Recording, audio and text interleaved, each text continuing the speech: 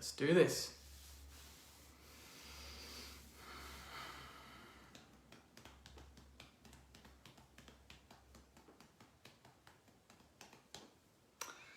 Welcome, guys.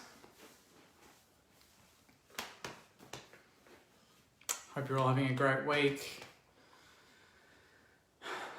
It's time to talk round 17 tomorrow night. Massive game. Can't be understated how important this game is for the footy club. Comment your thoughts, let me know how you're going. G'day, Marcus.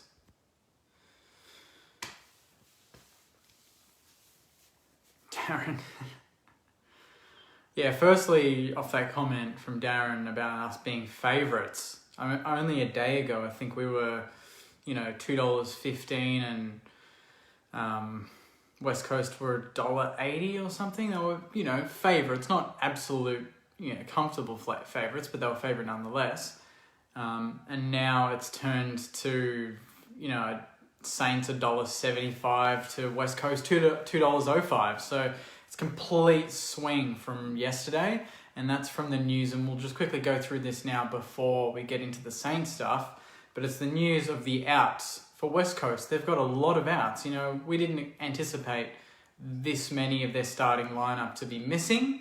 And you look at it now, you go, Tom Hickey's out, Jeddah is out, Sheed is out, which is massive for their midfield. Hutchings is out. He's very important. Redden. It's these sort of guys. Archie. They've all been in great form. Apart from maybe Jeddah and Sheed and Hutchings, even just Redden and Archie, they're those depth players that make West Coast so good, and they're not playing. And they're debuting a first game of Hamish Brayshaw. So that's a complete shock to everyone, is that they've made 6 changes going into a big game, but this is their 5th game, I think, in 19 days. So West Coast have had a very tight schedule, so it makes sense that they've made a lot of changes.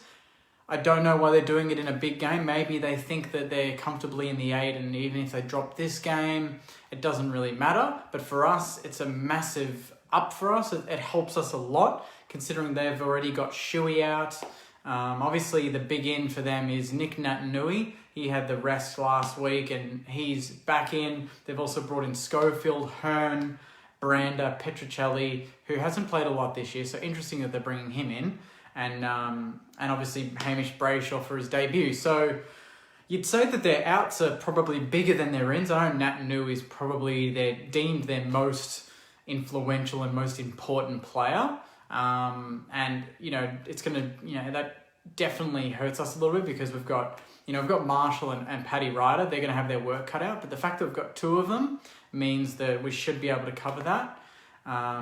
But in terms of our ins, compared to theirs, we've got Max King coming back, who's had a week off. We've had Tim Membrew, who's back after his finger surgery, so he's had a decent rest. Nick Hind as well for a bit of pace. So there's 3 very good attackers there for us, 2 of which are our talls that we needed badly last week, and we got over the line thanks to Rowan Marshall and Josh Battle playing forward in parts of the game. But these are our 2 pillars that we need, and these are the 2 players that take us to another level and just make us such a better team compared to what we fielded the other day. Our outs, as we talked about last week, and as we mentioned in the podcast, and this isn't against these guys at all, they've all been good players in their own rights in past games, but on the weekend or the other day they weren't great, and that was Ryan Abbott, John O'Marsh and Ed Phillips. And you knew going into this game with the players that were coming back, they were the only players that were going to come out. And the other one that I really hope he pulls up is Nick Caulfield. Nick Caulfield, I think he went up for a mark or for a spoil very late in the game against the Hawks, probably the last minute of the game, and he's kind of landed awkwardly on his ankle and kind of twisted his ankle. So all week he's been taking care of that and icing that every day, and supposedly it's getting better by the hour. But if you look at the emergencies, you see Dylan Robert in there, and you see Jake Carlisle. And Jake Carlisle is an interesting one because he's got a kid on the way. So there's a lot of other things happening in his life that they're definitely more important than football, that's for sure. So I think he's kind of touch and go on whether he can play or not. I would not be surprised, and credit to Marshy and Joycey who mentioned this earlier today, but they would not be surprised to see Nick Caulfield a late out and Dylan Robertson a late in. And that would be massive, for good reasons and bad reasons, because Nick Caulfield's been our best defender for the last 3 or 4 weeks, and he's had a great season. And then you've got Dylan Robertson, who's experienced and a very good halfback flanker in his own right when he was at the peak of his powers in 2017, 2016, before his dreadful heart injury. But he hasn't played all season, basically, since round 1. So he's inexperienced in that sense, in match simulation. And bringing him against a forward line that contains, Ryan, Darling, Oscar Allen, who rests there, and none other than Kennedy, who kills us every time. It's a bit of a risk, but he's probably the best suited for that Nick Caulfield role. Jake Carlisle, although you probably bring him in because they've got Darling, they've got height. So either's going to work, but I think Robertson's probably the more like for Nick Caulfield and offering that rebound and not so much just that other tall. And you're looking at the weather for tomorrow in Brisbane at the Gabba. There's going to be a fair bit of rain, I've heard. It's an 85% chance of rain for 7 p.m. tomorrow night. And we've fielded a team that has Nick Hind, Jack Loney, Dean Kent and Dan Butler. So we've got 4 smalls. We've rarely fielded them this season, but I think in a game like this where it might not be a talls game, and West Coast have a lot of talls. So the fact that we've gone in with, a couple of talls, but we've gone in more small, because I thought last week with Abbott and Marsh, we were way too tall. This week it's the opposite. We've gone more small. I think that would suit us if the game becomes wet and ugly along the deck sort of ground ball game. And you see, teams like the Dogs the other day against West Coast and also Richmond, who played a ground game. They played it along the deck. They kept it away from the talls of West Coast. West Coast, it wouldn't surprise me, I'm just going to go off the top of my head and say this, but it wouldn't surprise me if they're the number 1 marking team in the competition. They love the ball in the air. They love it uncontested. They love taking contested marks. So that's their strength. So far in the last 3 or 4 weeks, the teams like Bulldogs and Richmond, who aren't blessed with a lot of talls, they're the running teams. They love to handball and connect, play along the ground. These teams are taking advantage of West Coast, and I think we can do that. We've got power in the air. We've got King. We've got Marshall. We've got Membry coming in. We've got Dougal Howard down the other end. We've got talls. Paddy Ryder, we've got talls galore. Josh Battle, I could go on. We've got talls everywhere. But if we've got those smalls as well accommodating that, then I think if it's a dry game, we've got a strong team. And if it's a wet game, we can play that ugly football that I think gets us the win. And with those outs for West Coast, you have to say that we're in with a massive fucking chance of getting the chocolates in this game and securing our finals berth for the first time in 9 years. That's all I care about. That's all we all care about, isn't it? The next 2 weeks are literally finals for us. I was thinking the other day, when was the last time we were in such an important game late in the season? When was the last game, guys? Was it 2010 to make top 4? Was it 2011 to make finals? Those would have been the last few years where you're like, okay, you get to round 17, 18, 19, and it's important. We haven't had that for 8 years. We've always been outside the 8 and it's been over. We haven't had to worry about it past round 14. But this is a massive game for us. And looking at GWS yesterday, thanks Adelaide for that, by the way, and glad everyone liked my post thanking Adelaide. Yesterday they beat GWS, and GWS looked pretty average. They look like they don't care. And I don't know if it's because they're just in a bad form, but 2 weeks ago they smashed Freo and looked in great form. So they're very unpredictable, and if they play similar to how they did yesterday against us, then I don't see any reason why we can't go 2 from 2 in the next 2 weeks. But it starts tomorrow night, Thursday night, prime time. The AFL world will be watching. We're favourites now, but that's irrelevant. I want us to play like we're underdogs, because we always play better when we're underdogs. And it all starts in the midfield, and I say this every preview, guys, and it's only because it's true. It starts in the effing midfield. And when they've got Nick Natanui there, they've still got class, they've still got Kelly, they've still got Gaff, they've got these sort of guns in the middle that are still going to hurt us, but with no Shuey and no Sheed, it's an even playing field now because we've got the mids to cover those. We can do it. You know, Gaff's their best mid by far. Kelly's good, but he's not damaging like he was at Geelong. He gets the ball, but I don't think he really hurts you. So I'm happy for him to have 15, 20 touches. Gaff is the one we need to worry about. So I don't know if we go with the tagging role for that. I don't know anyone that could go with him in terms of endurance because Gaff's strength is similar to Brad Hill, is he runs all day. You know, he covers the kilometres. He covers every patch of grass on that footy field and gets the ball a lot because of that, because players can't go with him. So I don't know if we just let him do that or we try to make him accountable and put steel on him. So that's kind of the question that, you know, you'd pose to Rats is, do we go a little bit defensive in the midfield and then go attacking everywhere else, or do we just go for it, you know? And they're playing their 5th game in 19 days, like I said. So I think we go for it. I think we go for broke. This is a final. We have to play. It's do or die. We have to play it like it's do or die. We need to win. So I can't stress it enough. You know, it's exciting to be in a game where it's Thursday night. We've got Thursday night and Friday night, the next 2 weeks before finals. It could not be better set up for us to make finals. And I've just seen there a comment about Liam Ryan being a real concern. Great point. I mentioned in the podcast that everyone talks about Gaff, everyone talks about Kennedy, they talk about McGovern and Hearn down the other end. But I think the West Coast's most damaging player and most influential player at the moment, apart from Nick Nat, is Liam Ryan. And I've watched a lot of West Coast the last few days, and Liam Ryan is an absolute freak. You know, he not only does he take pack marks for a small forward, he rows beautifully. He's fast. He's a great ball user. He sets up a lot of West Coast goals. He's very dangerous and he gets a lot of the ball. He's not just a 2, 3, 4 possession getter sort of guy. He gets it 15, 20 times, kicks 3 goals, sets up 4 goals. So he's very good.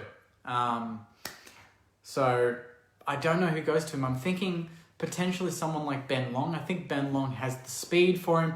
And you need someone that isn't afraid to go for the aerial ball. So Liam Ryan, he's going to fly for marks. You know he's going to fly for marks. You'd say Ben Patton's not going to cover that. He's not going to go for those pack marks and try to spoil. He'll probably back out and Ryan takes easy marks. No offense to Pato, but that's not his go. Ben Long, on the other hand, loves flying for marks, loves being physical and is fast.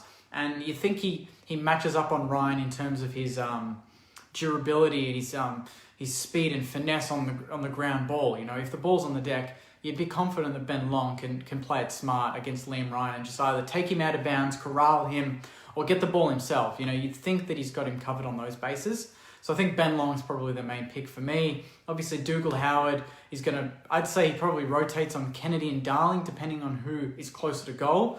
Sometimes Kennedy's up the ground, sometimes Darling's up the ground. It really depends on who, who's closer to goal for me there. And yeah, Nick Nat Nui, the key thing is to just man up Marshall. Like Rowan Marshall's the man for this. You know, Paddy Ryder's done it. He's been there. He knows how to handle Nat Nui.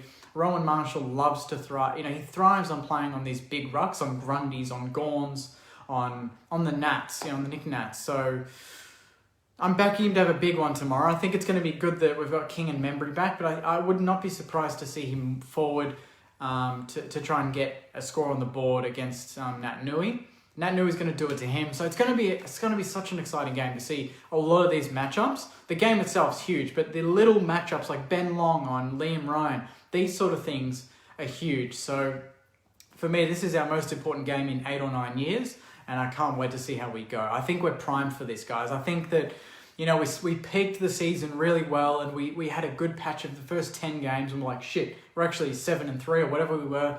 We're a decent team. We go through and we lose to Geelong, and we lose these games that we, drop points to Freo and to Melbourne and all these shit teams, and then we get a bit negative, and then, we beat Hawthorn and Essendon, and, the positivity starts growing a little bit. And then you get to this game and we get players back. We're hearing that Hanbury can make finals. Gresham's not far away. Dunstan's pretty fit and ready to go. Dylan Robertson's fit and ready to go. Jimmy Webster's fit and ready to go.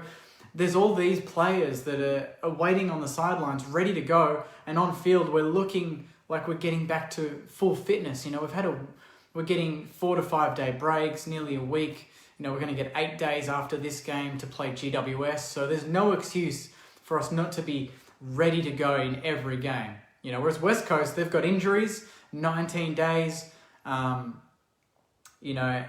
games. They're there for the taking. They are absolutely there for the taking. Bulldogs were all over them after quarter time with their run and their carry, and I think we can do that. We can exploit that as well. So it's going to be, I mean, I can go on all day about this game, but it's just a matter of just being mentally strong. You know, West Coast will have their moments. We need to counteract that. And I loved in the second quarter last week against Hawthorn, we showed, and Ratton showed as a coach, that he's got other strings to his bow. He's got plan B. And if teams get a run on, it would not surprise me to see us chip it around, hold possession, and play a slow game. Whether we score or not is irrelevant, I think. It's whether, it's the fact that we stop the opposition's momentum. So that to me is huge, and it's good timing to start testing those things out, because come finals, you're not going to have a game on your terms the whole time. You know, you're not going to be dominating from start to finish. Every team has their moment. And I think that, based on the second quarter last week, even though it was a bit of an ugly game and, we're just happy to get through it. And even Alistair Clarkson said that it was a football that won't stack up against the top teams. I saw that, Lee Montagna mentioned on Fox Footy that the top teams are doing that. They're chipping it around. They're holding the ball. Geelong do it. All of these teams do it. The only one that doesn't really do it is Port Adelaide, but the rest of the top 6 do it. So I think Clarko is just trying to deflect on his own performance there, but that's his problem. Our problem is tomorrow night, and I can't wait to see how we respond. So let's go through some of the comments. I can see comments, which is good. So let me just scroll all the way to the top. Thanks again, guys, for commenting. Hope you're all healthy and staying safe. Hunter says, how are we going into this match being favourites? Easy response, mate. They've got outs. We've got good ins. They've got 5 games in 19 days. And we've got the drive. West Coast probably think they've got enough wins now that they've made finals. We've got more to play for, and I think that hopefully we show it tomorrow night. Darren says, this is it, go Saners. Flo says, let's go boys. Big game, get around them, from Luke. Everyone's pumped, loving this. Hey Jakey, love your stuff. That's from Neil. Thanks, Neil. Jake, should he be in or out? I'm guessing that's Carlisle. I say it depends, it depends on how Caulfield's going. I think he'd probably say that he could be a late in. Whether Nick Hind comes out too, because Nick Hind being in surprised me, but whether he's the one that comes out. But if not, I'm backing our back line. If our midfield's strong enough and we kick enough goals down the other end, it's going to be irrelevant whether Carlisle plays or not. We just need to make sure that we make it a ground ball game, because if they start clunking marks in the first quarter, it's going to be a long day, and our back's going to be up against it for the 4 quarters. So we need to turn it into a slog along the ground and win on foot. Use the ground ball and use our speed, and I think that's how we can get the win. Dylan says, come on, Saners. Trudy says, hey, Jakey, I have palpitations already. That's not good for your health, Trudy, but yeah, I'm pretty much the same. I'm going to struggle going to sleep tonight because I'm going to be thinking about, what am I going to be feeling in exactly 24 hours' time? Am I going to be going to bed on Thursday night, fucking happy, sculling champagne and red wine on my Saints TV review, or am I going to be leaving the red wine on the couch and ranting in here? What's the feeling going to be like? Because, right now we're all nervous. In 24 hours' time, we're all thinking, shit, we're in finals, and we have a game to go on, but we've got it. We've done it. We can go out against GWS, go out guns blazing, knowing we've got finals locked up, So it's a feeling of an unknown, because we haven't been in this position for years. I haven't been in this position for 8 or 9 years. It's very unnatural as a Saints fan to be in this position, but it's exciting nonetheless. So that just shows the progress that this club's taking under Ratton, is that we're getting to these positions again that we haven't been in for 8 or 9 years. So already that to me is a pass mark for Ratton and the coaching team. Because to be fair, we didn't expect to make finals this quickly. And we're not there yet. So we'll talk about it in 24 hours time, whether we are there. But for now, it's just good to be in a position where it's, like Seb Ross said during the week, it's on us to secure our fate and to get the win and get finals for the first time in a long time. Jessel says, hi Jake, g'day. Fingers are so crossed. That's from Mark. Neil says, straight out with my thoughts, pretty confused about Hine instead of Carl or Robertson. I agree with you there. Like I just said, Hine surprised me, but potentially because it's going to be a wet weather game, they've gone for speed along the ground and someone that's good with a wet ball, and not so much Carlisle, who's pretty average when the ball hits the ground. And you know, you feel like if he's not marking the ball, he's not really doing too much, Carlisle. So with the wet weather being scheduled for tomorrow night, that kind of is my reasoning as to why they've brought in Phillips, and they don't want to go too tall in a game where the ball probably could be on the deck for a lot of it. Why isn't Jake Carlisle playing? I think it's a mix of his personal reasoning with his partner being pregnant and due any day now, I think, and also the weather and just matchups. But it would not surprise me if he's a late in, or Dylan Robertson. Like I said, I think Dylan Robertson could be a cheeky in for Caulfield if he's not fit. Connor says Joycey is in a crisis, circulating the ladder predictor after GWS loss. Joycey all week has been on that, and to be fair, I'm trying to stay away from the ladder predictor, but every day that goes by and every result that happens with teams that have been dropping games like Melbourne and who else has been dropping points? GWS, you know, so I don't want to go too crazy on the ladder predictor, but it's hard not to just try and change every result and try and predict exactly what's going to happen. But I think the safe thing for us is to just focus on what can the club do, you know, just get the win. Then the ladder predictor is out the window and it's irrelevant, you know. Emmett says, let's get this bread, boys, and bring us a big fat win. I'm with you there, mate. Are we tall enough in defence? That's from Craig. I think we're probably borderline not tall enough. But remember, we've got Josh Battle who can go there. Whether Rowan Marshall can rest there, or even Paddy Ryder or someone like that. We could even trial King there, Membry there. I don't think you probably will do that, to be honest, but I'm just saying that there is flexibility around that. And whether they're backing in Cal Wilkie to go on someone like Darling, I'm a bit, I don't know, that worries me a little bit. So you want Carlisle there, I think, but I'm backing the team no matter what to get the job done either way, whether he plays or not. A lot of comments about Carlisle, not surprising though. Who's this? Godwin. This game is definitely a game breaker. What is everyone's opinion?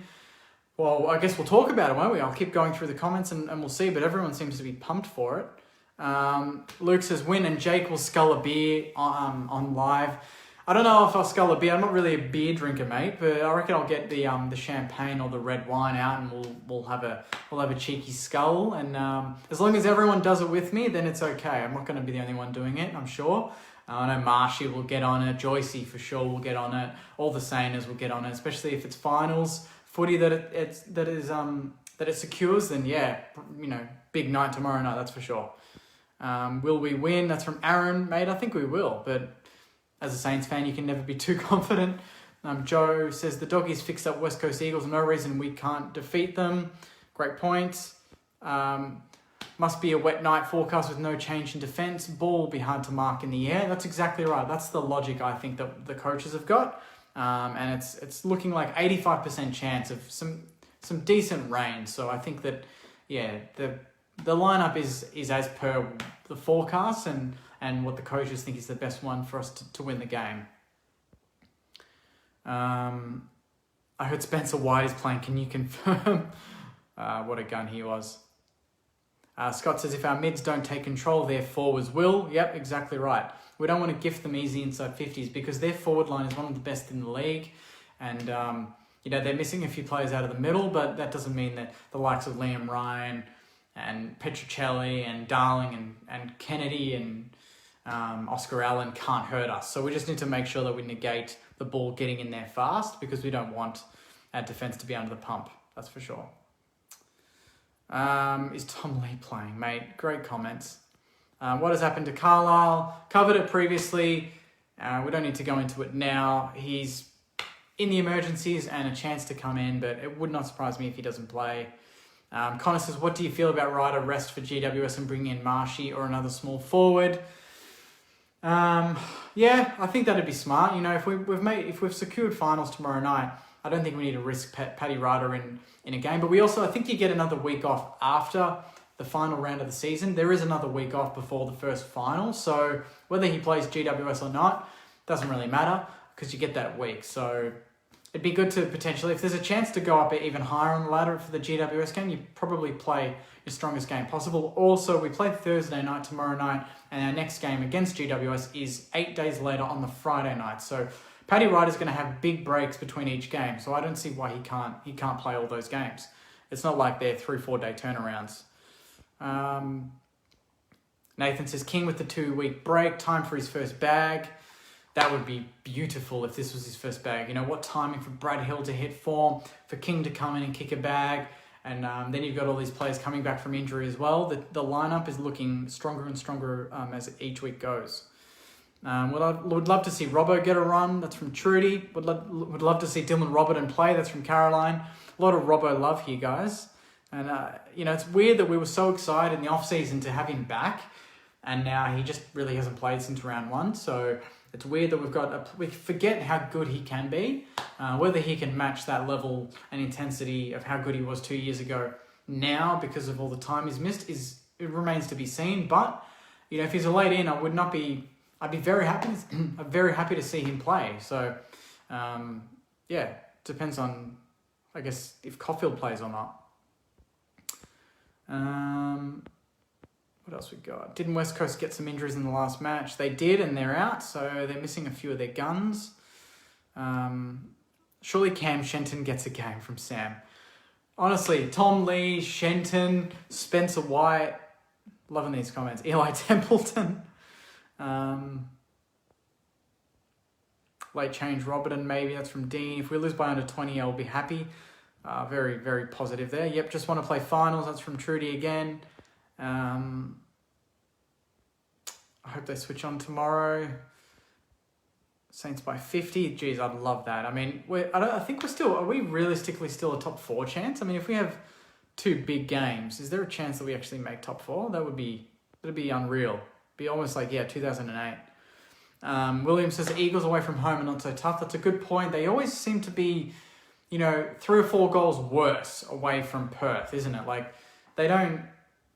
It must be just a mental thing. They don't play well at the Gabba, and that's good because they get flogged there all the time when they play Brisbane there in recent years. So that'll suit us. The fact that they've got players out will suit us. The fact that we've got strong ends will suit us. And I think the fact that it might rain also suits us. So everything is pointing to us, and I think that's why we're suddenly favourites. All of this stuff has just suddenly kind of been realised by the bookies and by just general people. And it puts us in a really strong position, but also in a scary, precarious position because we're favourites. I never like it when we're favourites because we always seem to play shit when we're favourites. But in this game, for some reason, I just have a feeling our boys are going to show a different side of themselves. They're going to show this mature, finals-like intensity that we haven't seen in 10 years from a St Kilda team, and they're going to get the win. And that's what I'm going to leave it on, guys. Something positive. I'm pumped for tomorrow night. I hope you are too. Make sure you've got the bottle of wine ready for the post-game review, and we'll hopefully be talking about an absolutely monumental win this time tomorrow night. But I hope you enjoyed this preview. Thank you again for all of the comments. Marshy just liking the video there. He's jumped on board. That reminds me, the Saints TV podcast, it came out early this week. It came out on Monday night. Thanks to everyone who's listened to it already. It's already had over 800 listens. But if you haven't listened to it, please do before the game tomorrow night. You can find it on Spotify, Apple Podcasts, Saints TV merch. Hopefully by the end of the week would be amazing. The website is still a couple of days away, just tweaking a few things here and there. But hopefully, if not this week, definitely early next week, T-shirts, jumpers, all that shit will be ready for purchase.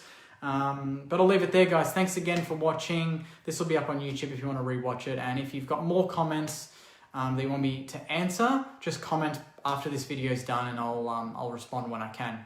But take care of yourselves. Enjoy the next 24 hours because tomorrow night it's going to be one massive game. And hopefully we'll talk about a big win in the Saints TV review afterwards. But until then, guys, take care and I'll see you tomorrow night. Go you Saints.